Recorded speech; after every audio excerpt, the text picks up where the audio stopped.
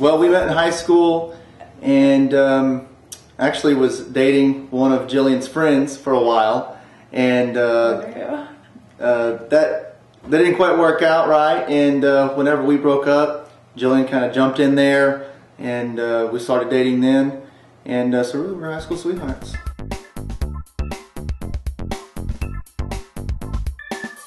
I think we both wanted to move overseas.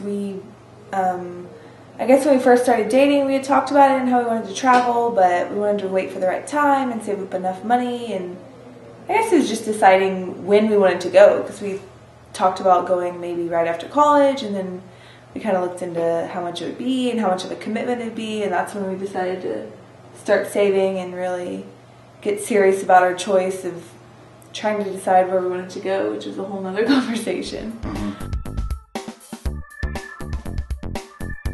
We had a huge laundry list of things that we want to do, places we want to go, and why. And it actually was kind of funny. Every time we would go to see Jillian's parents or my parents, they would always ask us, so which country is it now? And it seemed like every week we would have a new country that we wanted to go and visit. We really kind of decided first we wanted to move overseas for a year, and we wanted to really just have a vacation, just, you know, travel and meet new cultures and people and visit new cities.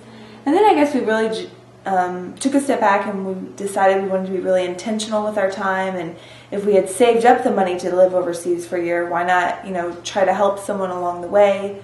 I think that's why when we decided to spend 6 months in Uganda doing mission work with a couple orphanages there, as well as still go to Australia and have the vacation of just hanging out on the beach and working and just traveling the country and learning about the cultures. Well, I think one of the biggest pros of traveling together is, from what I've read in blogs and experienced, I guess, talking with people that have already traveled, is that as exciting as their travels or adventures may be, sometimes it can get lonely if you miss your friends or your family. And having my best friend with me all the time over there, and the person's closest to me out of anyone else, it really takes that factor out. One of the biggest pros, I guess, is we really do enjoy spending so much of our time together. We are best friends, and every day will just be so much more exciting to have each other there. I mean, obviously we don't know the cons yet, but I think one of the main cons will probably just be like me getting grumpy after like having a long layover, like lack of sleep, time change, you know, if I catch malaria, you know. There's a whole list of things that could go wrong, but again, that's probably a pro as well, to have him there to support me and to help me and to encourage me. The fact that we are, even though we're very similar, we are two different people. So one of the things that Jillian is just pumped about over this entire trip is learning to surf in Australia. I could care less about surfing in Australia because of the things that want to eat me or sting me off the coast of Australia. It could also be a pro in that the things that I might be less likely to try, Jillian will push me to try that out. Definitely Jillian is the organizer, master planner extraordinaire.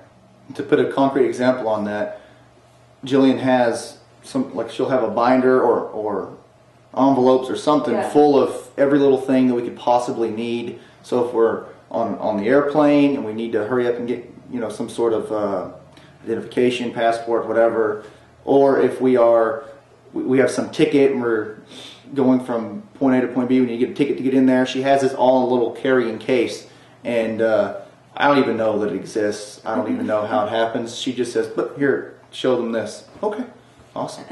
So pretty much I don't know what I do other than show up and really have a good time. I do all the emails and organizing of the details, but you do like research on the big stuff. Researching like flights and visas, and that's really helpful.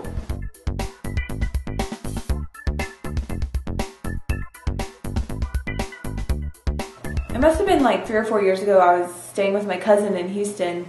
I had mentioned that Brian and I had talked about going overseas and traveling, and my cousin Matt just stopped what he was doing and he just said, "Do it. That is something me and my wife wish we would have done. We wish we would have waited to get married, waited to have kids, and just moved somewhere random for a year and just spend time together and share an adventure." And I think it was that moment that I was like so encouraged by what our decision we were doing. And so I guess my advice would be, if you have any inkling to go and you know have any desire to go at all, then to go. Well, and to add on to that, I think from our experience, never count any option out. At the same time, never be completely sold on one single option. At the very beginning of us talking about where we wanted to move, Uganda never came up, and it still surprises people when we tell them that. Australia did come up, but Uganda didn't come up ever. It was just something that happened and worked out, and ended up really speaking to our hearts as something we wanted to do. So that would probably be my advice. So never lock any possibility out, and never be completely sold on one until you've really thought about it for a long time.